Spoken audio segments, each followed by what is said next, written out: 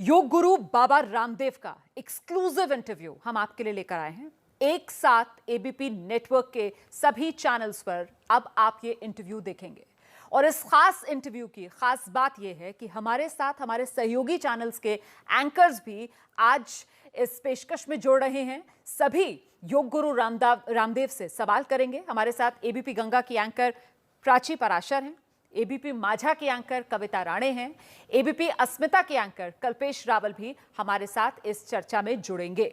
तो योग गुरु बाबा रामदेव इन दिनों अपने बयानों को लेकर खूब चर्चा में हैं। आप सब जानते हैं एलोपैथी और आयुर्वेद की लड़ाई जो है वो खबरों में छाई हुई है। अच्छा, डॉक्टर्स जो हैं वो खासे नाराज योग गुरु रामदेव से नजर आ रहे हैं। बाबा रामदेव पर सवाल डॉक्टर्स की तरफ से खड़ा कर दिया गया है। नोटिस भेजकर गिरफ्तारी की मांग तक योग गुरु बाबा रामदेव की लगातार डॉक्टर्स कर रहे हैं अपने बयानों की वजह से। लेकिन योग गुरु बाबा रामदेव ये पूरा विवाद किस तरीके से बढ़ा रहे हैं, जरा एक बयान सबसे पहले योग गुरु बाबा रामदेव का आपको सुना देते हैं। और आप देख सकते हैं योग गुरु बाबा रामदेव इस वक्त हमारे साथ मौजूद हैं लाइव। बाबा जी, बहुत स्वागत आपका एबीपी न्यूज में।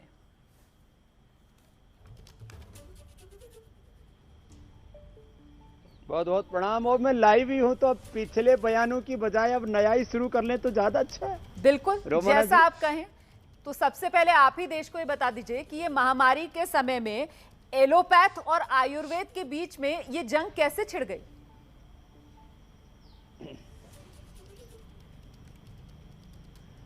देखिए रोमाना जी, प्रथम तो बहुत बड़ा नेटवर्क है एबीपी का, और गुजराती से लेके मराठी बांग्ला से लेकर के, और करोड़ों लोग हमें अभी देख भी रहे हैं, सुन रहे हैं। मैं न तो एलोपैथी के खिलाफ हूँ, न डॉक्टर्स के खिलाफ हूँ, और आईएमए के खिलाफ करने का कोई प्रश्न भी नहीं है। वो एक एनजीओ है, वो ठीक है, उसको अपनी एक पॉलिटिकल विंग चलानी है, डॉक्टर्स के बीच में अपनी नेतागिरी करनी है, तो उसके साथ में कोई लड़ाई का कोई प्रश्न ही नहीं है।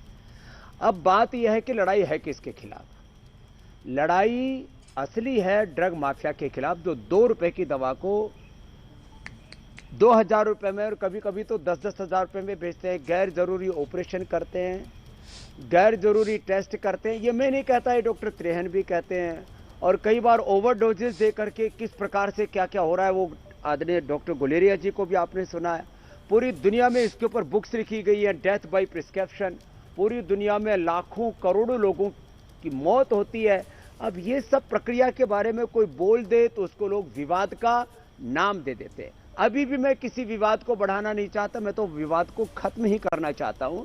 और मैंने कहा है, मॉडर्न मेडिकल साइंस ने जो प्रगति की है एडवांस सर्जरी में, लाइफ सेविंग ड्रग्स में, इन 2 चीजों में मैं मॉडर्न मेडिकल साइंस का बहुत अधिक सम्मान करता हूं। लेकिन उन्होंने भी लाइफ सेविंग ड्रग्स दिए हैं, एडवांस सर्जरी की है, तो आयुर्वेद में भी उनके पास 2%। ये जो मामला है ये बहुत बड़ा है, लेकिन 98% बाकी, चाहे वो बीपी है, शुगर है, थायराइड है, अर्थराइटिस है, हेपेटाइटिस है, लिवर सिरोसिस है, फैटी लिवर है, ऐसी चाहे लाइफस्टाइल डिजीज है, चाहे जेनेटिक डिजीज है, और चाहे वो इनकरेबल डिजीज है, उनको हम योग आयुर्वेद नेचुरोपैथी से उनको क्योर कर सकते हैं, उनको स्थायी समाधान दे सकते हैं। तो ये इन बातों का भी तो सम्मान होना चाहिए ना। आयुर्वेद को सूडो साइंस कह करके, उसको अल्टरनेटिव साइंस करके उसका मखौल उड़ाते हैं, उसके प्रति नफरत फैलाते हैं, तो ये बात भी बंद होनी चाहिए। बस इतनी सी बात है। लेकिन बाबा जी, इस महामारी के समय में, इस महामारी के समय में क्या ये वक्त है? वापस ले चुका हूं।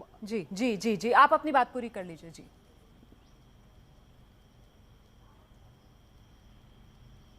तो मैं बस इतनी कह रहा था रोमाना जी कि वो मैं बयान वापस ले चुका, और ये आप सबको भी पता है कि मैं एक व्हाट्सएप मैसेज पढ़ रहा था, वो मेरा अपना बयान नहीं था। उस पूरे आप मेरे उस वक्तव्य को सुनेंगे तो मैंने उसमें भी कहा कि मैं एलोपैथी का सम्मान करता हूं, और इस विज्ञान और तकनीकी का कौन सम्मान कर सकता है। तो बस इतनी सी बात थी। और कुछ लोगों ने फिर ये कहा कि केवल हम ही देश की सेवा में लगे। मैंने कहा, आपने यदि 10% लोगों की जान बचाई हॉस्पिटल्स में, तो 90% लोगों ने योग से, आयुर्वेद से, जड़ी बूटियों के बल से अपने कोरोना को भी मिटाया है। और इस देश में 70% लोग, तो चाहे आप आमिर खान का पूरा का पूरा उन्होंने एक बहुत रिसर्च करके प्रोग्राम बनाया था, उसमें भी उन्होंने कहा, और ये WHO मानता है कि भारत में 70% लोग अपने परंपरागत तौर तरीके से अपना उपचार करते हैं। और अभी तो हमारे अक्षय कुमार भाई ने भी एक वीडियो अपलोड कर दिया, भाई योग आयुर्वेद का मखौल मत उड़ाओ, इसमें बहुत ताकत है, पूरी दुनिया हमारी तरफ देख रही है। और मैं आपको सच कहता हूं, एलोपैथी में यदि कंट्रोल है तो आयुर्वेद में, योग में, नेचुरोपैथी बीमारियों का क्योर है और पूरी दुनिया को इसे अपनाना पड़ेगा, क्योंकि दुनिया के कल्याण के लिए। ये कोई मजहब की बात नहीं, कोई पंथ संप्रदाय की बात नहीं है। और मैंने तो कभी जाति पंथ मजहब के गीत ही नहीं गाए, मैंने तो सदा एकता के गीत गाए और पूरी दुनिया को अपना परिवार मान करके उपचार और उपकार की भावना से योग आयुर्वेद और इस सनातन संस्कृति को मैं करोड़ों लोगों तक लेकर के गया हूं, अपने पूर्वजों की ज्ञान परंपरा को। रोमाना जी। बाबा जी, लेकिन आईएमए की तरफ से तो कहा जा रहा है कि आप देशद्रोही हैं, वैक्सीन को लेकर आप भ्रम फैला रहे हैं, वैक्सीनेशन पर। देखो मैंने तो कहा वैक्सीनेशन की डबल डोज लो और साथ में योग आयुर्वेद की भी डबल डोज लो, तो ऐसा सुरक्षा कवच, अभेद्य कवच तैयार करो कि कोरोना सहित कोई रोग आपको ना हो पाए। और ये मुझे देशद्रोही कहते हैं, इनके फिर वही बात है, फिर मैं झगड़ा बढ़ाना नहीं चाहता, मैं विवाद का अंत करना चाहता हूं। किस प्रकार से इन आईएमए वालों ने देश के खिलाफ बयान दिए हुए हैं, देश के संविधान के खिलाफ बयान दिए हुए हैं, देश के लोकतांत्रिक ढांचे के खिलाफ बयान दिए हुए हैं, भारतीय संस्कृति के खिलाफ बयान दिए हुए हैं। पूरा इनका आप कच्चा चिट्ठा देखोगे तो ये आईएमए, इसलिए बोलता हूं आईएमए को मैं गंभीरता से लेता ही नहीं। हाँ, मैं इस देश के जो निष्ठावान डॉक्टर हैं, जिन्होंने अपने प्राणों की आहुति देकर के दूसरों की जानें बचाई हैं, इस समय भी जो 18-18 घंटा मेहनत कर रहे हैं, और ऐसे डॉक्टर्स है, वो हमारे एम्स के डॉक्टर गुलरिजा के नेतृत्व में, चाहे हमारे रविकांत जी, मैं तो अपने ऋषिकेश में यहाँ पर भी एम्स के जो है देखता हूँ, और भी पूरे देश में जो अच्छे डॉक्टर्स हैं, देश में अधिकांश डॉक्टर अच्छे हैं, कुछ बुरे डॉक्टर उनके भीतर घुसे हुए ना, वो उस पूरे पेशे को बदनाम कर रहे हैं। उनको भी आत्ममूल्यांकन करना चाहिए। और यदि पर बाबा जी फिर उनका मजाक क्यों बना दिया, की तरफ उनका ध्यान दिया था, उनको टर करके उनका उपहास क्यों उड़ाया?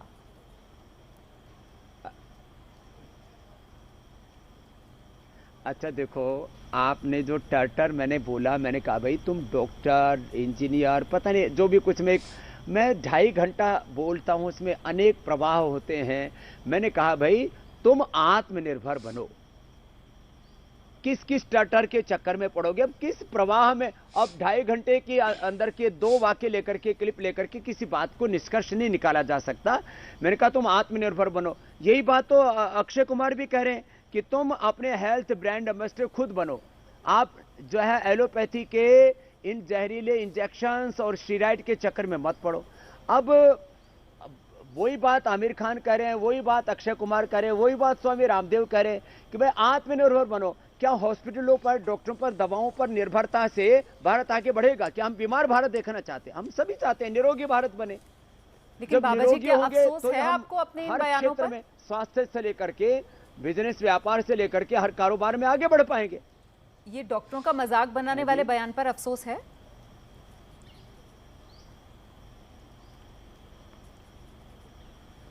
अरे भाई देखो रोमाना जी, मैंने आपके चैनल पर भी कह दिया, इससे पहले भी कई बार कह चुका हूं, मैंने अपना वक्तव्य वापस ले लिया, उस पर खेद व्यक्त कर चुका कि मेरा वो वक्तव्य था ही नहीं। मैंने व्हाट्सएप मैसेज पढ़ा और उसके लिए भी मैंने खेद व्यक्त कर दिया, क्षमा याचना कर ली, क्षम्यताम कह दिया, हिंदी, संस्कृत में, अंग्रेजी में जो है बता दिया, एक्सक्यूज मी, जो है सब कुछ बोल दिया। फिर उसके बावजूद भी विवाद को कुछ लोग क्यों बढ़ाना चाहते हैं? दरअसल इन आईएमए वालों को कोई जानता नहीं था, ये एक एनजीओ था। मेरे विवाद से पहले इनको 500-700 लोग इनके ट्विटर पर फॉलो करते थे, इनको 5-1 हज़ार इनके फॉलोवर बढ़ गए, इनको लगा हम तो बहुत बड़े बादशाह हो गए। विवादों से आदमी बड़ा नहीं होता है। इस देश में स्वामी रामदेव ने 100 करोड़ से ज्यादा लोगों की योग आयुर्वेद से सेवा की है, प्रत्यक्ष परोक्ष रूप से 100 करोड़ से ज्यादा लोग मुझसे जुड़े हैं रोमाना जी।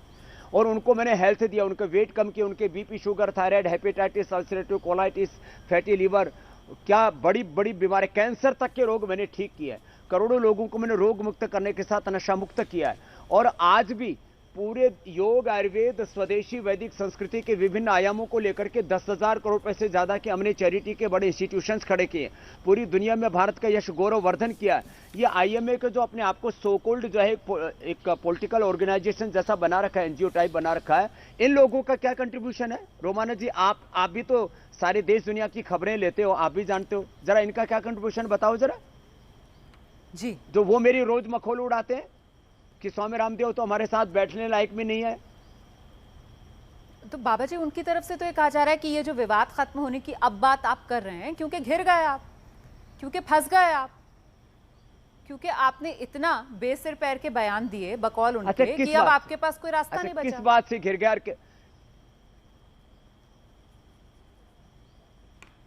ऐसा देखो जी, अब फिर मैं इनके पापों की पोल खोल दूंगा तो विवाद बहुत दूर तक जाएगा। 5 लाख रुपए से लेकर के 25 लाख रुपए तक के बिल बनाते हैं। डॉक्टर त्रेहन ने, आज ही मैंने उनका एक मैसेज पढ़ा कि कॉर्पोरेट हॉस्पिटल्स और डॉक्टर लालची हो गए, जल्दी करोड़पति बनने के चक्कर में खुद बोलते हैं तो कहते हैं हम अच्छे हैं, और मैं पोल खोलता हूं और ये बोलता हूं कि भाई ये ठीक नहीं है। आप ये गैर जरूरी ऑपरेशन, ये गैर जरूरी दवा, ये गैर जरूरी टेस्ट, ये सब बंद करो। और इस देश में कितने लाखों करोड़ों लोग हैं जिनके घर बिक चुके हैं, जमीनें बिक चुकी हैं और बाद में डेड बॉडी हाथ लगी है। तो ये ऐसी बातें, अब मैं बात को अंत करना चाहता हूं तो बोले अंत कर रहे हैं, इसलिए ये घेरने वाले होते कौन है और मैंने कौन सा पाप किया, कौन सा अपराध किया? अरे एक वक्तव्य था, वापस ले लिया, क्षमा याचना कर ली, और क्या करेंगे? फांसी पे लटकाएंगे। आप जो कहते हैं कि साहब गैर जरूरी दवा, गैर जरूरी टेस्ट, गैर जरूरी सर्जरी, लेकिन बाबा जी सवाल ये कि इस महामारी के दौर में क्या उस खराब वाली एलोपैथी, क्योंकि आप कह रहे हैं आप तमाम डॉक्टर्स या पूरी एलोपैथी पद्धति के खिलाफ नहीं है, तो उस खराब वाली एलोपैथी के खिलाफ मोर्चाबंदी का ये सही समय है क्या? या फिर जो आरोप आप पर लगे कि साहब आप आपदा में अफसर ढूंढ रहे हैं अपनी ब्रांडिंग, अपना एडवर्टाइजमेंट करने के लिए, देखो, ये आरोप आप पर लग रहे हैं। मोर्चाबंदी मैंने शुरू ही नहीं की। देखो इस क्या किस बात की ब्रांडिंग? देखो मैंने ये शुरुआत की नहीं, ये शुरुआत की है आईएमए के कुछ पॉलिटिकल लोगों ने। देखो सारे अधिकांश लोग तो अपने काम से, अपने सेवा से में लगे रहते हैं। ये आईएमए में अधिकांश जो इसके पदाधिकारी लोग हैं उनकी पॉलिटिकल बैकग्राउंड देख लो, किस किस पार्टी से क्या क्या उनके तार जुड़े हैं और किस किस ने क्या क्या पाप किए हैं, आप खुद निर्णय कर लेंगे। तो ये विवाद की शुरुआत स्वामी रामदेव ने कतई नहीं की। मैं अपने कुछ कार्यकर्ताओं में बैठा हुआ, कोई मैसेज पढ़ रहा था, वो किसी ने जो है फेसबुक पर डाल दिया, उस मैसेज को जो है लेकर के फिर ये सारा बवाल मचा। अब उस बात को तो खत्म हो जाना चाहिए था। तो मैं विवादों लेकिन बाबा जी मुझे इसलिए हंसी आ रही है क्योंकि आप पॉलिटिकल बैकग्राउंड उन लोगों का यहाँ पर बता रहे हैं, आप उन लोगों के पॉलिटिकल बैकग्राउंड का यहाँ पर जिक्र कर रहे हैं, लेकिन वो जो आपने बयान दिया ना कि किसी के बाप में हिम्मत नहीं है, इसे लेकर भी आप घिर गए बाबा जी, इसे लेकर भी सवाल पूछ रहे हैं कि भाई हाँ किसको चुनौती दे रहे हैं? योग गुरु रामदेव, देश की कानून व्यवस्था को, किसको? अरे देखो रोमाना जी, मैंने आप पूरा देखो, उसमें भी एक वाक्य ले लिया। अच्छा। मैंने कहा मैं देश के संविधान को मानता हूं, मैं देश के कानून को मानता हूं, मैंने कोई गलत काम नहीं किया है, मैंने किसी मनुष्य की तो बात छोड़ो, मनुष्यतर जड़ चेतन जीव जगत का किसी का बुरा नहीं किया है, तो मुझे कौन गिरफ्तार करेगा? किसमें हिम्मत? और हंसते हंसते मैंने उस बात को कहा। अब हंसी इतना सीरियस ले लिया और मेरे ऊपर 1000 करोड़ का मानहानि का मुकदमा, जिनका कोई मान नहीं उनकी हानि कौन कर लेगा? अरे मैं करूं मुकदमा तो बात समझ में आती है, मैं उनके ऊपर 1000 करोड़ 2 4 5 10,000 करोड़ का मुकदमा करूं तो बात समझ में आती है, क्योंकि स्वामी रामदेव का योगदान है इस देश के लिए। स्वामी रामदेव के पीछे एक संस्था, एक इंस्टीट्यूशन है, और इनके पास तो आईएमए वालों के पास तो 1000 करोड़ रुपए का मानहानि के मुकदमे के लिए 20 करोड़ रुपए स्टैंप ड्यूटी देनी पड़ती है, उतने भी पैसे नहीं है। ठीक है बाबा जी, मेरे साथ क्योंकि हमारे नेटवर्क के कुछ और एंकर्स भी जुड़े हुए हैं, अब मैं आपको लेकर चलती हूँ एबीपी गंगा से। प्राची पराशर हमारे साथ मौजूद हैं, प्राची का सवाल ले लेते हैं। आइए प्राची। बिल्कुल, देखिए मेरा सवाल आपसे ये है, मैं पूरी बातें आपकी सुन रही थी, एक सवाल जो मेरे जहन में आया वो ये आया कि देखिए वैक्सीनेशन हो रहा है पूरे देश पे और लाखों करोड़ों लोग वैक्सीनेट हो रहे हैं। सवाल ये है कि बाबा रामदेव कब वैक्सीनेशन के लिए जा रहे हैं, कब वैक्सीन लगवा रहे हैं? मैंने प्राची जी कई बार एबीपी पर भी बता चुका हूं भाई, पहले बच्चे हैं, बुजुर्ग हैं, अभी तो 100 करोड़ से ज्यादा लोग बचे हुए। स्वामी रामदेव इतना हट्टा गट्टा, मेरा हार्ट ठीक, मेरा बीपी ठीक, मेरा लीवर ठीक, मेरी किडनी ठीक, मेरी इम्यूनिटी इतनी अच्छी है कि मेरी 25 इयर्स की बायोलॉजिकल एज है, मैं 5 किलोमीटर दौड़ता हूं, 500 दंड बैठक लगाता हूं। तो मेरे पीछे क्यों पड़े बेचारे कमजोर लोगों का पहले वैक्सीनेशन होने दो। मैंने कहा मैंने अपना नाम अंतिम सूची में लिखवाया हुआ है, मैं वैक्सीनेशन का समर्थक हूं और मैं मानता हूं वैक्सीनेशन की डबल डोज के बाद योग आयुर्वेद की भी डबल डोज ले ली जाए तो उससे सुरक्षा चक्र, सुरक्षा कवच इतना जबरदस्त तैयार हो जाएगा कि आपकी कोरोना से मौत नहीं होगी। नहीं तो डबल डोज लेने के बाद में मौतें हुई कि नहीं हुई वैक्सीनेशन की, ये तो आप लोगों ने खबरें दिखाई हैं। मैं उसको थोड़ा सा अग्रेशन के साथ बोल देता हूं तो फिर बखेड़ा खड़ा हो जाता है। प्राची जी, ऐसा तो नहीं होना चाहिए बहन। संवेदनहीन कैटेगरी में आ जाते हैं बाबा जी फिर वो बयान। मतलब वो जो आपने कह दिया कि भाई 10,000 डॉक्टर डबल डोज लेकर उनकी मौत हो गई, तो मतलब कोई आंकड़ा था बाबा जी जो आपने ये बात कही इसका? जी, क्योंकि इससे फिर ये संदेश गया कि वैक्सीन को लेकर एक तो विपक्ष लोगों को भ्रमित कर रहा है। अब योग गुरु भी अगर ऐसे बयान देंगे तो देश भ्रमित नहीं होगा क्या? ना देखो, अब देखो जो बात मैंने नहीं कही ना तो मैं उसको बयान को कोई वापस दूंगा, ना मैंने पहले कहा ना आज कह रहा हूं। मैं इतनी बात कह रहा हूं भाई, केवल वैक्सीनेशन पर्याप्त नहीं है। अच्छा, चाहे वैक्सीनेशन के बाद, डबल वैक्सीनेशन के बाद लोग मरे कि नहीं मरे, आप लोगों ने खबर क्यों दिखाई? फिर तो आप भी देशद्रोही हो। तो मैं इतनी बात कह रहा हूं भाई कि वैक्सीनेशन के साथ योग आयुर्वेद को, और कोरोना में मर क्यों रहे हैं लोग? लंग वीक होने से, हार्ट वीक होने से, नर्वस सिस्टम इम्यूनिटी वीक होने से, डायबिटीज बढ़ने से, बीपी बढ़ने से, और इनका स्थायी समाधान योग आयुर्वेद में है। और जो योग करेगा, और फंगस भी किसको होता है? जो अभी फंगल इन्फेक्शन की भी बात आ रही है, वैसे फंगल इन्फेक्शन पर भी आपको मैं गुड न्यूज देने वाला हूं बहुत जल्दी ही। उसके ऊपर अब हमने काफी रिसर्च कर लिया है।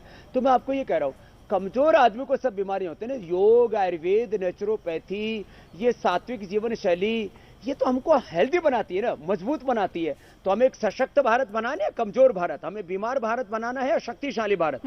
तो ये मैं जब बात करता हूं, अब इसको असंवेदनशीलता कहते तो फिर संवेदनशीलता क्या है? इसको देशद्रोह कहते तो फिर देशभक्ति क्या है? कि जो करोड़ों लोगों को जिस व्यक्ति ने जगाया हो, जिसने करोड़ों लोगों को आरोग्य दिया हो, रोग मुक्त किया हो, नशा मुक्त किया हो, उनके भीतर योग शक्ति से राष्ट्रभक्ति जगाई हो और एकता के गीत गाए हो, वो देशद्रोही है तो फिर देशभक्त कौन है? रोमाना जी, बिल्कुल। आप जिस तरीके से अपनी बात रख रहे हैं बाबा जी, मुझे लगता है दर्शकों के दिल तक आपकी बातें पहुंच रही होंगी। लेकिन इस बीच वो आपका एक और बयान जिसे लेकर डॉक्टर्स के परिवार वाले बहुत आहत हुए, वो परिवार के लोग जिन्होंने अपने करीबियों को खोया था, कि साहब ये कैसे डॉक्टर हैं जो अपनी जान नहीं बचा पाए। मैं उस पर आऊंगी, लेकिन उससे पहले मुझे लगता है कि देश को सेहतमंद होने का एक नुस्खा, आपके पास बहुत सारे नुस्खे हैं बाबा जी, एक नुस्खा देश को सेहतमंद होने का और वैक्सीनेशन पर देश को संदेश, ये दोनों बातें पहले रख दीजिए आप, उसके बाद चर्चा आगे बढ़ाएंगे।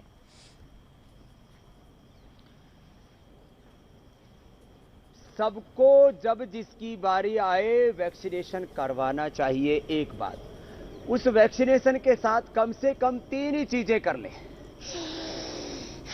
डीप ब्रीदिंग, इससे हमारा प्रतिरक्षा तंत्र भी मजबूत होगा, इससे हमारा रेस्पिरेटरी सिस्टम, कपालभाति से हमारा पूरा डाइजेस्टिव सिस्टम, भस्त्रिका से श्वसन तंत्र, कपालभाति से पाचन तंत्र, अनुलोम विलोम से हमारा प्रतिरक्षा तंत्र मजबूत होगा। साथ में गिलोय तुलसी अपने घर आंगन की खा ले, पतंजलि की भी लाने की जरूरत नहीं। और किसी को ना हो तो पतंजलि की ला करके खा ले। मैं पतंजलि की दवाइयां बेचने के लिए नहीं बैठा हूं यहां पर, मैं सबको कहता हूं आपके चारों ओर जो प्रकृति है उसको अपनाओ और विकृतियों से अपने आप को बचाओ। ठीक है बाबा जी, आगे बढ़ते हैं। मेरे साथ इस वक्त एबीपी माझा से कविता राणे भी मौजूद हैं। कविता, अब आपसे अपना सवाल लेंगी, उसके बाद मैं इस चर्चा को आगे बढ़ाऊंगी। कविता। बाबा, मुंबई से बात कर रही हूँ। आपने जब से चर्चा शुरू हुई है तब से आप ये कह रहे हैं कि आपको आपके बयान पे खेद है, लेकिन आपके बयान की क्रोनोलॉजी अगर हम देखने जाए तो आपने पहले कहा था कि एलोपैथी एक स्टूपिड साइंस है, उसके ऊपर आपने खेद जताया। फिर आपने कहा कि सबको डॉक्टर बनना है, फिर टर टर करके आपने उन सबका मजाक उड़ाया। फिर आप कहते हैं कि 1000 डॉक्टर्स हैं जो वैक्सीन लेने के बाद भी अपनी जान गंवाई, खुद को नहीं बचा पाए, हालांकि ये फैक्चुअली गलत है। फिर आप पे एफआईआर होती है तो आप कहते हैं कि किसी के बाप में हिम्मत है तो मुझे पकड़ के दिखाए, मुझे अरेस्ट करके दिखाए। बाबा, ये अगर क्रोनोलॉजी देखी जाए ना तो मेरे मन में एक सवाल है कि क्या आप सचमुच खेद जताना चाहते हैं या आपको ये कंट्रोवर्सी पसंद है और इस कंट्रोवर्सी के बाद जो भी चर्चाएं होती है वो आपको पसंद है? इनमें से दो में से क्या सही क्या है?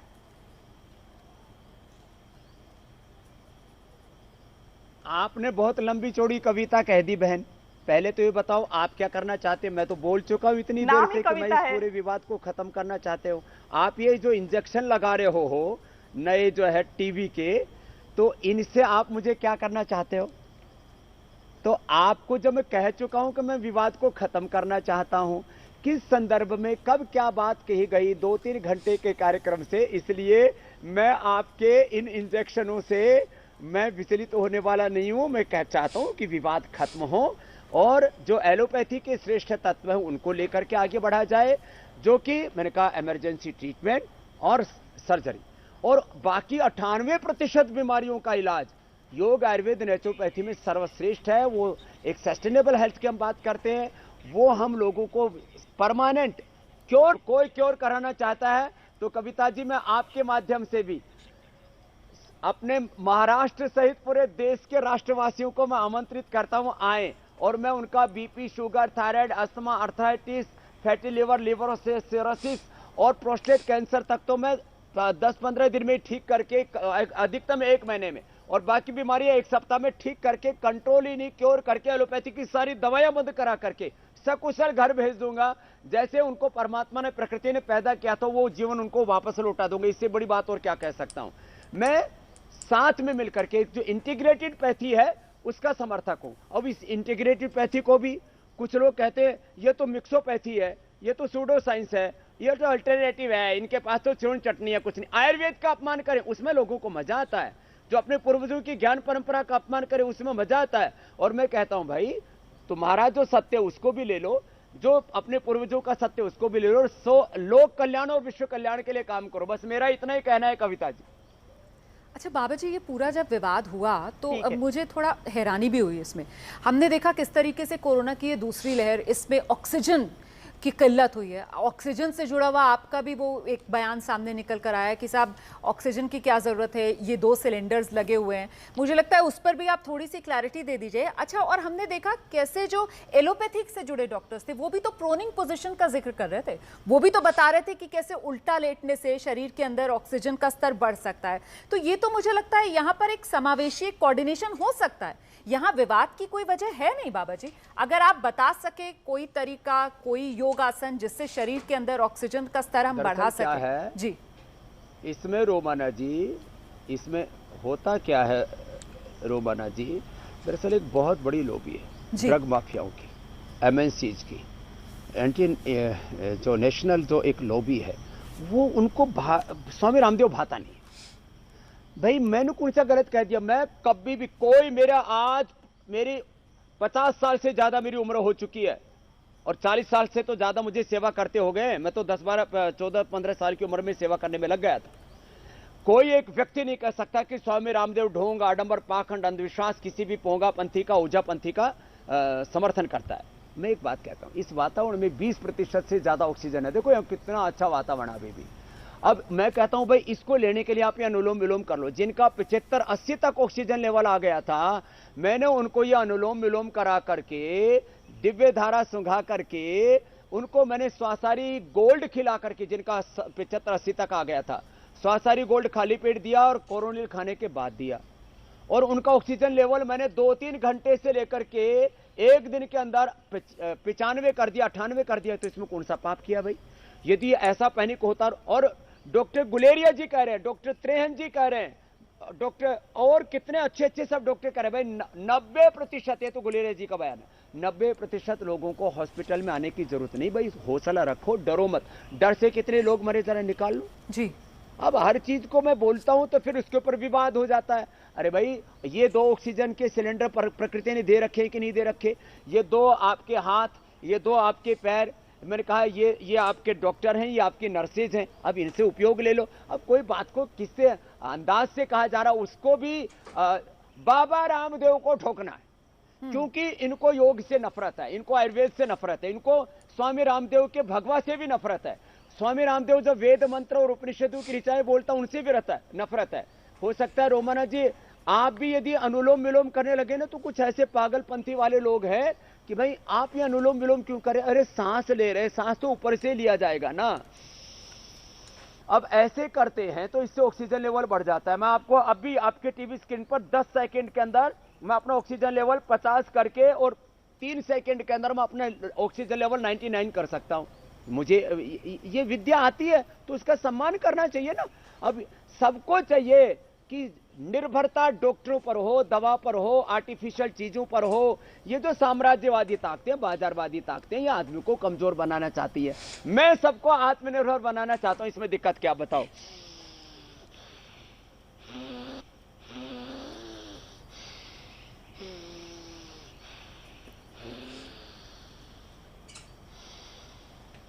अब इसके साथ शीतकारी और कर लो तो मन भी शांत हो जाता है, स्ट्रेस भी गायब हो जाता है, प्रोलैक्टिक कार्टिसोल एसिटियस एड्रेनलिन डाउन हो जाते हैं, beta endorphin enkephalin serotonin dopamine melatonin अच्छे हार्मोन्स बढ़ जाते हैं। कोई भी करके देख ले।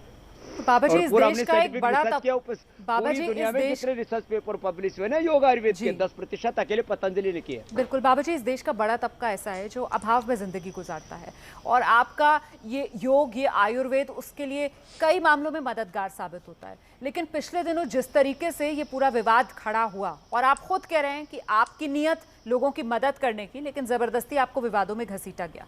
आहत हुए आप, दुख हुआ, अफसोस हुआ, और इस मुश्किल घड़ी में क्या कोई साथ आकर खड़ा हुआ या बाबा रामदेव बिल्कुल अकेले, बिल्कुल तन्हा पड़ गए?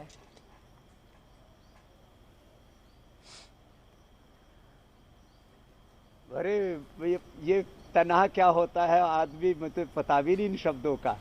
रोमाना जी, इस देश के 90% से ज्यादा तो डॉक्टर और 99% हिंदुस्तानी मेरे साथ हैं। दरअसल आबादी 135 करोड़ लोगों की है, उसमें 10-20 लोग या कुछ सैकड़ों लोग जो यदि थोड़ा उल्टा पुल्टा बयान दे देते हैं तो लोग जो कहते हैं बाबा पड़ा अकेला। पूरे सोशल मीडिया निकाल लो, मेन स्ट्रीम मीडिया निकाल लो, स्वतंत्र मीडिया निकाल लो, किसी भी तरह से आपको 90% से ज्यादा सब तरह के लोग स्वामी रामदेव के साथ खड़े मिलेंगे। क्योंकि मैंने क्या बताया, अरे मैंने बताया भाई योग करो, मंडूक आसन करो, पवन मुक्तासन, उत्तान पादासन करो, और खीरा करेला टमाटर का जूस, उसमें थोड़ा गिलोय मिला करके, सदाबहार, गुड़मार, चिरायता, कुटकी मिला करके पी लो, और ज्यादा ही बढ़ी हुई तो मधुनाशिनी मधुग्रेट ले लो। आपके डायबिटीज से नॉन डायबिटिक हो जाएंगे। जिनकी 14 HbA1c थी उनकी 5-6 आगे मैंने नॉन डायबिटिक किया। पहला दुनिया का आदमी है स्वामी रामदेव जिसने डायबिटीज के पेशेंट को नॉन डायबिटिक और टाइप 1 डायबिटीज को भी कंट्रोल यानी क्योर करके दिखाया, इंसुलिन बंद कराया 50-100 यूनिट। मैं कहता हूँ अनुलोम विलोम भ्रामरी, ओम शीतकारी कर लो, लौकी का juice P low, BP cure हो जाएगा। ज्यादा बढ़ावा तो कहता हूं मैं मुक्तावटी, बीपी ग्रिड जो मैं औषधियां भी बताता हूं, मैं कहता हूं इनको मत लो, ये भी छोड़। मैं पहले एलोपैथी की दवाइयां छुड़ाता हूं, बाद में आयुर्वेद की दवाएं छुड़ाता हूं। खाली मैं आदमी को उसके सांसों की ताकत से, उसके भीतर की जो इनर बायोलॉजी है, जो उसके इनर केमिस्ट्री है, जो इनर स्ट्रेंथ है, मैं उसके आधार पर आदमियों को आगे बढ़ाना चाहता हूं। इसमें दिक्कत किसको है? जो बाबा जी वो जो आपने 25 सवाल भेजे थे आईएमए वालों को, आपने वो जो सवालों की लिस्ट भेजी थी आईएमए वालों को बाबा जी कि 25 सवाल आपने भेजे थे आईएमए वालों को, अब वो जब खुली चुनौती दे रहे हैं कि आइए हम सिर्फ 5 सवाल पूछेंगे, आप उसका जवाब दे दीजिए, तो आप सोच रहे हैं इस पर आगे बढ़ने का? उनकी चुनौती आप स्वीकार करेंगे? मैं तो 500 सवालों का जवाब देने के लिए तैयार हूं, 500 सवालों का जवाब देने के लिए तैयार हूं, और मेरे 25 सवालों का जवाब उनसे 25 साल तक नहीं बनेगा। क्यों? उनके यहाँ जो ये आईएमए वाले, इनके पास कोई रिसर्च सेंटर थोड़ी ना है, इनके पास में कोई सेटअप है? कोई पतंजलि के जितना भी सेटअप इनके पास में नहीं है। ये जो अपने आप को सो कोल्ड जो डॉक्टरों का और पूरा मॉडर्न मेडिकल साइंस का जो ठेकेदार बता रहे अपने आप को, हमने तो करीब 1000 प्रकार के रिसर्च किए हैं अलग अलग पेड़ पौधे, जड़ी बूटियों, वनस्पतियों के ऊपर। हमारे पास में ऐसे 5-5, 10-10 करोड़ की मशीनें, 15 मिनट के अंदर हम 1000 फाइटोकेमिकल्स बता सकते हैं किसी भी जड़ी बूटी के, पेड़ पौधे, वनस्पति के। इनके पास क्या सेटअप है? इन्होंने किया क्या है? फालतू में लंबी चौड़ी हाँकते रहते हैं। इसलिए मैं कहता हूँ भाई तुम लोग जो है अपनी औकात में रहो, हैसियत में रहो और हमको भी काम करने दो। तुम सिम्टोमेटिक ट्रीटमेंट करते रहो, हम सिस्टमिक ट्रीटमेंट करके लोगों को सस्टेनेबल हेल्थ देंगे पूरे साइंटिफिक एविडेंस के साथ। और वो पूरा इतना बड़ा रिसर्च का भी तो हमारे पास सेटअप है, इसमें और हजारों करोड़ रुपए लगाएंगे। और हम भी आने वाले समय में एक MBBS MD डॉक्टर तैयार करने के लिए भी दुनिया का श्रेष्ठतम कॉलेज भी बनाएंगे, दुनिया की श्रेष्ठतम यूनिवर्सिटी भी बनाएंगे। हमने तो जो पुरुषार्थ किया, जो अर्थ आया, उसको परमार्थ के लिए लगाया और आगे भी लगाएंगे। ठीक है क्योंकि हमारा मकसद, हमने सूत्र दिया है पूरे संसार को कि प्रॉस्पेरिटी फॉर चैरिटी, उसी पर काम करें और आगे भी करेंगे रोमाना जी। ठीक है बाबा जी, मैं सीधे आपको लिए चलती हूँ। मेरे एक और सहयोगी ABP अस्मिता से कल्पेश रावल हमारे साथ मौजूद हैं, अब वो अपना सवाल लेंगे। प्लीज आइए कल्पेश। बाबा जी, आयुर्वेदिक चिकित्सा पद्धति आदि अनादिकाल से चली आ रही है और उसका सम्मान भी है, आप भी उसी माध्यम से सेवा भी कर रहे हैं। लेकिन महामारी के इस दौर में ज़्यादातर यानी काफ़ी सारे मरीज अस्पताल में ठीक हुए। अस्पताल में आप भी जानते हैं कि एलोपैथी मेथड से ट्रीटमेंट दी जा रही थी। काफ़ी घंटों तक जो डॉक्टर्स थे वो सेवा में रत रहे, दिन नहीं देखा, रात नहीं देखा। तो इस समय में एलोपैथी पर सवाल खड़े करना, इन डॉक्टरों की नीयत पर सवाल खड़े करना, संदेह खड़े करना क्या जायज़ है?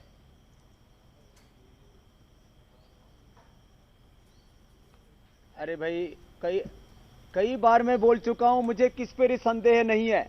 जो गलत कर रहे हैं वो गलत कर रहे हैं, वो भी बता दिया। અને દરરોજ હું તો ABP અસ્મિતા ઉપર પણ બતાવું છું લોકોને કે કેવી રીતે જીવન જીવનો। તમે આ કહો છો કે આ લોકોએ જાન બચાવી, તો હું તો પહેલે જ કીધું कि 10% लोगों की जान एलोपैथी थी यदि बची तो 9% 90% लोगों की जान योग आयुर्वेद थी लोगों बचावी। एने पण प्रशंसा करो, खाली एलोपैथी महिमा मंडित करो, एलोपैथी महिमा मंडित करो। आ तो सारू नहीं ना हमारा भाई कल्पेश। बाबा जी हिंदी में भी ट्रांसलेट कर दीजिए इसको।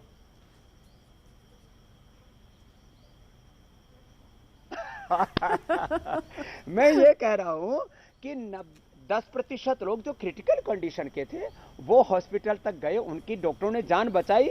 उनके लिए अनंत अनंत धन्यवाद। भगवान उनको सब प्रकार से सामर्थ्य दे, और जिन्होंने अपने प्राण न्यौछावर कर दिए उनको भगवान अपनी शरणागति भी दे। लेकिन भाई 10% उन्होंने काम किया हो तो काम, और 90% हम यहाँ 40 साल से पसीना बहा रहे हैं, लोगों को हेल्दी बना रहे हैं। और अभी कोरोना काल में भी हमने गिलोय तुलसी से लेकर के कोरोनिल से लेकर के सब तरह से लोगों को अवेयर कर करके 90% लोगों की जान बचाई। तो वो जान बचाना नहीं है क्या? और उसमें सिम्टोमेटिक और सीवियर, एसिम्टोमेटिक सभी प्रकार के बच्चे, जवान, बुजुर्ग सब सम्मिलित है। और मैं इसके लाखों प्रमाण दे सकता हूं। और खाली कोरोना के ही नहीं, जिनको कैंसर ठीक किया, जिनका फैटी लिवर, हेपेटाइटिस क्योर किया, जिनको नॉन डायबिटिक किया, जिनका BP, थायराइड, अस्थमा और तमाम तरह के SLE, ऑटोमेन डिजीज सीखी। बाबा जी दरअसल दिक्कत तो इसी की है ना कि आप एलोपैथी को, बाबा जी दिक्कत तो यही है ना कि आप एलोपैथी को 10% श्रेय दे रहे हैं और आप खुद को 90% श्रेय दे रहे हैं। एक घाव भी अगर लगता है अपने आप भर जाता है बाबा जी, उस पर कोई मलहम, कोई क्रीम लगाने की जरूरत नहीं उससे ज्यादा तो वो 90% श्रेय में आप ये भूल रहे हैं कि बॉडी अपने आप को खुद भी हील कर लेती है। भारत का हेल्थ केयर सिस्टम आप वो खुद भी हील करने वाला श्रेय भी आप अपने आप को दे रहे हैं। वेंटिलेटर आप ही बता दो रोमाना जी। नहीं, मैं तो आपसे ये जानना चाह रही हूँ कि शरीर की अपनी क्षमता होती है। 90% लोगों को तो अस्पताल आने की जरूरत ही नहीं है, ये डॉक्टर्स खुद ही कह रहे हैं। अब आप लेकिन वो 90% वाला पूरा श्रेय खुद ले रहे हैं। इस पर आपसे सवाल ये है, मेरा सवाल सुन लीजिए, तो वो कि फिर वो जो कोरोना के इलाज की गाइडलाइंस नहीं ले रहा, फिर उसमें सरकार ने कोरोना को क्यों नहीं शामिल कर दिया? लोगों को देना चाहिए, योग आयुर्वेद को देना चाहिए, इस हिंदुस्तान को देना चाहिए। मैं ये जानना चाह रही थी कि फिर वो होम किट जो दी जा रही है कोरोना के लिए, उसमें कोरोनिल भी शामिल कर देते हैं।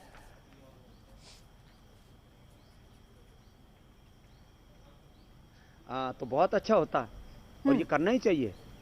और मैं आपसे फिर एक प्रति प्रश्न पूछ लूंगा, फिर कहोगे आप स्वामी जी एक तरफ तो विवाद को खत्म करने की बात कर रहे हो और दूसरी तरफ प्रश्न क्यों पूछे जा रहे हो।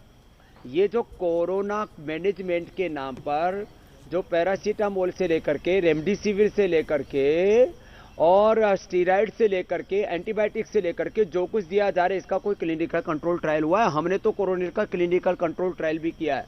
और फिर देखो, मैं पूरा साइंटिफिक रिसर्च को जानता हूं, समझता हूं। हमारे पास में करीब 500 1000 से ज्यादा डॉक्टर्स की और 500 से ज्यादा साइंटिस्टों की टीम है, और मैं उनका गुरु हूं, उनका मार्गदर्शक हूं, उनको डायरेक्शन देता हूं।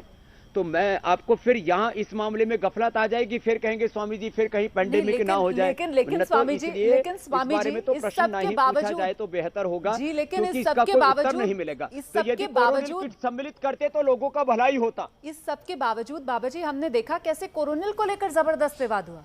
पहले कहा गया कि साहब WHO ने इसको मान्यता दे दी, फिर पता चला कि नहीं नहीं ये दवाई नहीं है, ये इलाज नहीं है, ये तो इम्यूनिटी बूस्टर है, ये तो इम्यूनिटी बढ़ाने वाला है। मतलब कोरोनिल को लेकर भी बड़ा विवाद हुआ। बाबा जी आपके साथ इतनी बड़ी टीम है, सब जानकार लोग आपके साथ जुड़े हुए हैं, आप खुद इतने बड़े जानकार हैं, अंत में तो गवर्नमेंट ने कोरोनिल को कोरोना की दवाई मानी ना, और उसका लाइसेंस दिया, उसी के आधार पर हम दवाई बना रहे हैं। हाँ, तो देखो हाँ, विवाद तो हो ही जाते हैं ना, जब कोई नया काम करेगा। जब गैलीलियो ने पहली बार कहा कि इस ब्रह्मांड के कुछ सत्य रख दिए, तो क्या उनके साथ सलूक हुआ था? या आप जो है किसी को देख लो, मैं किसी से फिर अपनी तुलना नहीं कर रहा हूं, न प्रोफेट मोहम्मद से, न मैं ईसा मसीह से, न भगवान बुद्ध से, न भगवान महावीर से, लेकिन जिसने जो जिस युग में कहा, किसी वैज्ञानिक ने, न्यूटन ने, आइंस्टीन ने भी कुछ कहा, गैलीलियो ने कुछ कहा, उनका भी उस समय विरोध हुआ। मैं किसी के साथ अपनी तुलना नहीं कर रहा हूं, लेकिन मैं वैज्ञानिक सोच का व्यक्ति हूं, साइंटिफिक टेम्परामेंट का सम्मान करता हूं, प्रश्न पूछता हूं। लॉजिकल होना चाहिए सोसाइटी को। सब कहते हैं लॉजिकल बनो, आजादी चाहिए सबको, मैं आरोग्य की आजादी दे रहा हूं, लोगों को लॉजिकल बना रहा हूं और साइंटिफिक वे में पूरा अपना काम कर रहा हूं। योग, आयुर्वेद, नेचुरोपैथी को भी साइंटिफिकली उसका एक्सप्लेनेशन करता हूं, उसका साइंटिफिक उसके एक्रेडिटेशन के लिए, साइंटिफिक वैलिडेशन के लिए रिसर्च करता हूं। तो मुझे क्यों घेरते हैं? मैंने कौन सा पाप किया बताओ, कौन सा अपराध किया? रोमाना जी आप ही बता दो। नहीं बिल्कुल से बाबा जी, मैं तो बस ये जानना चाह रही थी कि जब WHO से मान्यता नहीं मिली कोरोनिल को, तो फिर ये क्यों दावा किया गया? पूरी की पूरी वो गफलत उसी को लेकर हुई ना, वो भ्रम इसी वजह से फैला। देखो उस आज ना देखो कोरोनिल को, मैं तो कह रहा हूं, देखो WHO 500 से ज्यादा ड्रग्स को बैन कर चुका है एडवर्स इफेक्ट के कारण से, 500 से ज्यादा, और पूरी दुनिया में करोड़ों लोगों की मौत गलत दवा खाने से, ज्यादा दवा खाने से होती है। ये दुनिया के डॉक्टर कह रहे हैं।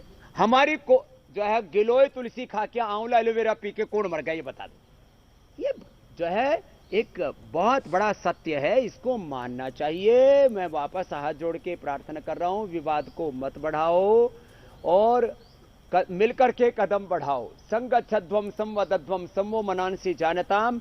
हम एलोपैथी का अपमान नहीं करेंगे, लेकिन आप भी आयुर्वेद का अपमान मत करना। मैं उनको आपको नहीं कह रहा हूं, उनको कह रहा हूं जो अपमान करते हैं, जो उसको सूडो साइंस कहते हैं, मैं आपकी बात जो उसको अल्टरनेटिव जो है मेडिसिन कहते हैं। मतलब ये सर्वशक्तिमान, और हम जो है किसी खाते में नहीं, ये नहीं होना चाहिए। ठीक है बाबा जी, लेकिन वो इसलिए कहा जाता है ना, क्योंकि आपने भी जरूर वो वीडियो देखा होगा जिसमें आचार्य बालकृष्ण जो है वो नजर आ रहे हैं, अस्पताल में हैं वो, और शायद जितना मैं समझ पाई उस वीडियो को देखकर, वो सांस लेने में उनको उस वक्त दिक्कत हो रही है। वो अस्पताल में ही है और उनको ऑक्सीजन सपोर्ट दिया जा रहा था शायद उस वक्त। बाबा जी कोई आचार्य बालकृष्ण जी को सांस लेने में कोई दिक्कत नहीं हुई। आप जहां एम्स में आचार्य जी को ले गए थे, रविकांत जी जिंदा हैं, अभी पूछ लो। बहुत बकवास करते हैं लोग इस बारे में। वो दरअसल पुराना वीडियो है। बीपी बढ़ा, ना शुगर बढ़ा, पुराना वीडियो है, प्रॉब्लम हुई, ना लीवर की प्रॉब्लम हुई, ना किडनी की। अरे उनको पॉइजन दे दिया गया था, पता नहीं लग रहा था रोमाना जी। अच्छा जी। जब किसी आदमी का पता न लगे, मैं तो मान रहा हूं ना कि इमरजेंसी में एलोपैथी का सहारा लेना चाहिए। तो जब किसी ने पॉइजन दे दिया खाने में, तो बाद में जब डायग्नोज हुआ कि पॉइजन दिया गया, तो 1 दिन के 2 दिन के बाद उनको हम ले आए कि भाई कोई दिक्कत ही नहीं उनको, और आज भी वो पूर्ण स्वस्थ है। तो ऐसे जो है कि उनको, कुछ लोगों ने तो कहा कि उनको हार्ट अटैक हो गया, किसी ने कहा कि पता नहीं उनका ब्रेन फेल हो गया, किसी ने कहा लिवर किडनी फेल हो गई, आपको किसी ने ये बता दिया कि उनके सांस फूल रहे थे उनको। ऐसे ये तमाम तरह की चीजों में दरअसल क्या होता है, एक बात ये समझ में आती नहीं, स्वामी रामदेव ने किसकी भैंस खोल ली भाई? स्वामी रामदेव ने किसकी चोरी कर ली? स्वामी रामदेव जी ने क्या कोई चीटी बीमारी, क्या किसी का बुरा किया क्या? हम तो सर्वे भवन्तु सुखिनः सर्वे सन्तु निरामया वाले। फिर भी लोग, आप ही बताओ रोमाना जी, आप तो एक बहुत अच्छी एंकर हो, और आप जो है बहुत एक वैज्ञानिक सोच रखती हो। स्वामी रामदेव ने जन्म से लेकर के आज तक मेरी पूरी गूगल पे जा करके और कहाँ वो क्या है जहां पर लोगों के बारे में जानकारी आप लोग जुटाते हो, विकिपीडिया पर जाकर के। और जिस गांव में पैदलपुर का एक छोटा सा गांव है, धूल भरी गलियों से अनपढ़ माँ बाप के घर से पैदा होकर आया हूं, सरकारी स्कूल और गुरुकुल में पढ़ करके। स्वामी रामदेव ने बचपन से लेकर के आज तक क्या पाप किया है बताओ जरा। नहीं स्वामी जी, आपके प्रति हम सबका बहुत सम्मान है। अभी कुछ पता हो तो आपके प्रति हम सबका बहुत सम्मान है। आप इस बात को बहुत अच्छे से जानते हैं स्वामी जी। चींटी मारने की आपने बात कही, चींटी नहीं मारी, लेकिन कहीं ना कहीं आपके बयानों से वो जो डॉक्टर्स मरे उनका कुछ अपमान सा हो गया, उनका कुछ उपहास सा उड़ गया। और इस तरीके के बयान स्वामी रामदेव की तरफ से आना कि साहब कैसे डॉक्टर हैं, अपने आप को नहीं बचा पाए, मतलब बड़े बड़े आयुर्वेद आचार्य भी अपने आप को नहीं बचा पाए। यहाँ पर कोई अमर रस पीकर तो आया नहीं है, जो इस धरती पर आया उसको जाना भी है स्वामी जी, वो भी इस महामारी में, इस कोरोना काल में, जबकि डॉक्टर्स योद्धा है हमारे। एलोपैथी को भी सर्वशक्तिमान नहीं मानता, मैं अपने आप को भी सर्वशक्तिमान नहीं मानता। रोमाना जी देखो, फिर वो बात बार बार कही जा रही है। मैंने कहा कि भाई डबल वैक्सीनेशन के बावजूद भी डॉक्टर्स की मौत हुई, उनका हमें अफसोस है और ये नहीं होनी चाहिए। अब एक वाक्य लेकर के उस बात को गलत तरीके से प्रेजेंट किया गया ना। अब बात को पूरा ना सुनो और फिर उसके ऊपर जो है कुछ लोग मुद्दा बनाए। आपने तो मुद्दा नहीं बनाया, मुद्दा बनाया IMA वालों ने, उनको प्रचार चाहिए था। अब उसके जो IMA के जो अध्यक्ष हैं, आप उनके पूरे के पूरे बयान देखो तो वो तो एलोपैथी को ओझापैथी बनाना चाहते हैं। वो तो जंतर मंत्र से क्या पता नहीं छू मंत्र से और कई प्रकार के जो है कन्वर्जन से वो लोगों का किया सबसे अच्छा काल है। आप बयान पढ़ के देख लो। आप तो आप अपने स्टूडियो वालों को बोल दो कि IMA के अध्यक्ष का बयान बताएंगे कि अब कोरोना का काल है, अब कन्वर्जन का सबसे अच्छा समय है कि हमको कन्वर्जन करना चाहिए लोगों का। ऐसे काम बाबा ने तो नहीं किए ना। आप इतने सालों से 10 सालों से तो आप ही मेरा इंटरव्यू ले रही हो। बताओ मैंने कभी भी किसी भी प्रकार से और पूरे सार्वजनिक जीवन में कभी भी मैंने कोई मजहबी तौर पर बात कही हो? मैं कहता हूं हम सब एक समान हैं, हम सबका एक ही ईश्वर है, एक ही पिता है, उसको खुदा बोलो, अल्लाह बोलो, वाहिगुरु अकाल पुरख परमात्मा बोलो। मैं समानता की एकता की बात करता हूं। लेकिन आप IMA के अध्यक्ष के लिए जो बयान कह रहे हैं, देखिए क्योंकि अभी IMA के अध्यक्ष तो हमारे साथ नहीं है, लेकिन मैं यहाँ पर दर्शकों को ये क्लियर जरूर कर दूं कि उनकी तरफ से कहा गया कि अगर उन्होंने कुछ गलत किया है तो फिर वो देश के कानून से ऊपर तो है नहीं, आकर उनको गिरफ्तार कर लो, ये उनकी तरफ से कहा गया था।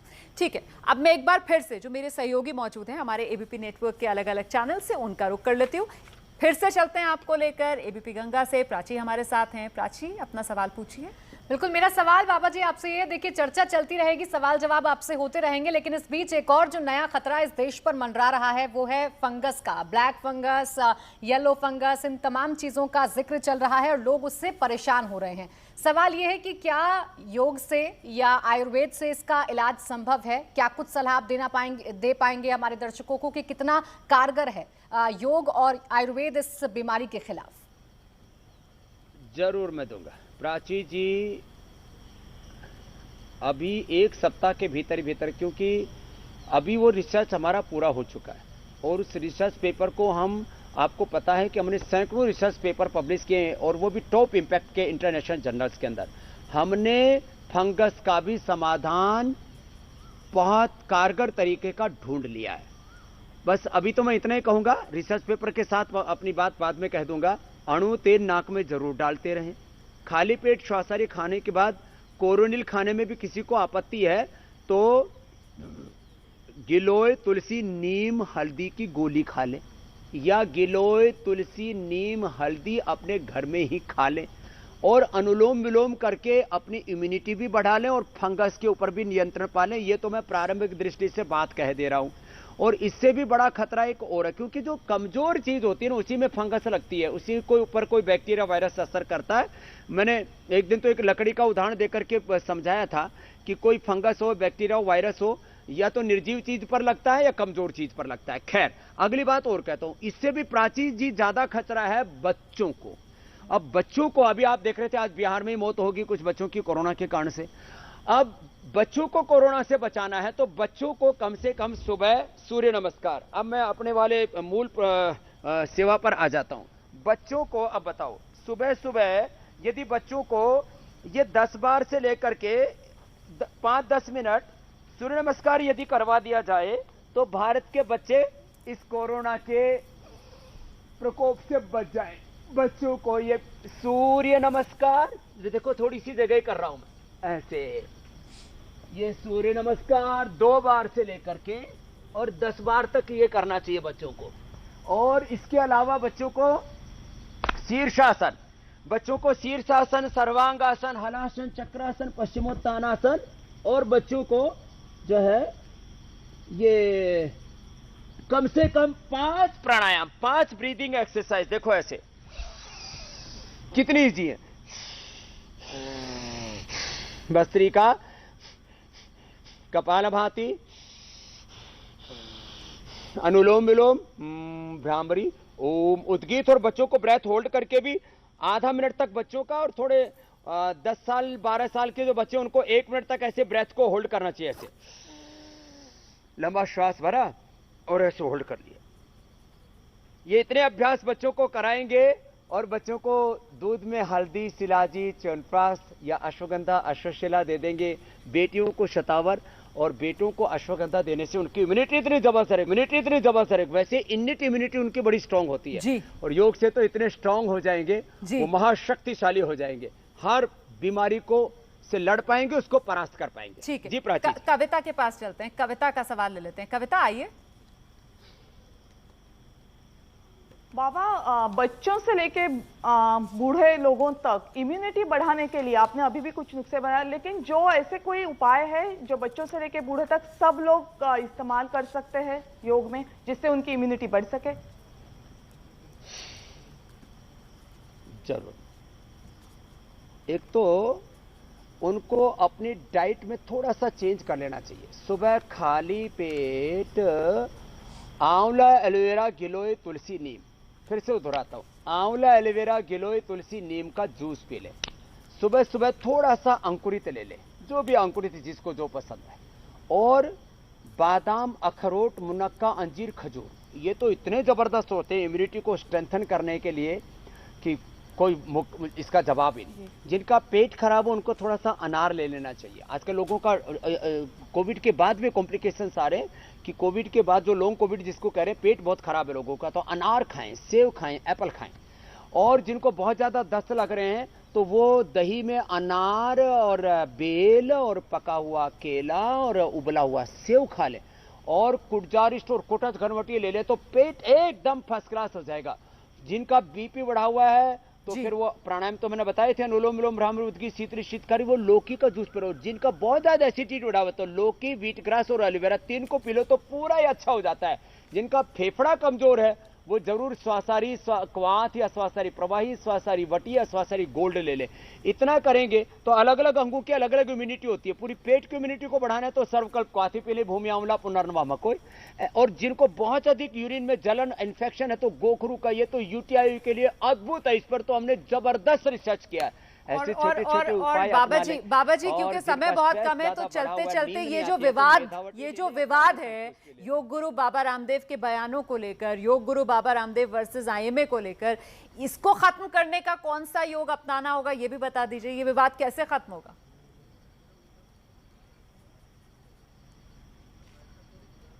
इसका योग है मौन योग।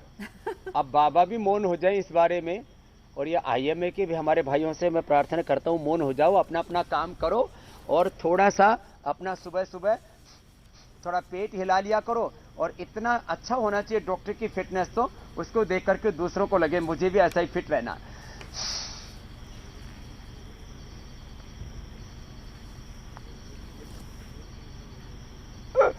कविता जी बड़े मुस्कुरा रहे हैं और रोमाना जी। बहुत बहुत धन्यवाद, बहुत बहुत धन्यवाद योग गुरु बाबा रामदेव हमारे साथ जुड़ने के लिए और इतनी बेबाकी से हर सवाल का जवाब देने के लिए। हम तो यही उम्मीद करेंगे कि जल्द से जल्द ये जो विवाद है ये खत्म हो, क्योंकि कोरोना काल ये महामारी का समय है। ऐसे में जितना ज्यादा हर पद्धति की मदद लेकर लोगों का भला हो सके उतना ही देश के हित में है। बहुत बहुत धन्यवाद सभी लोगों का मेरे साथ बने रहने के लिए।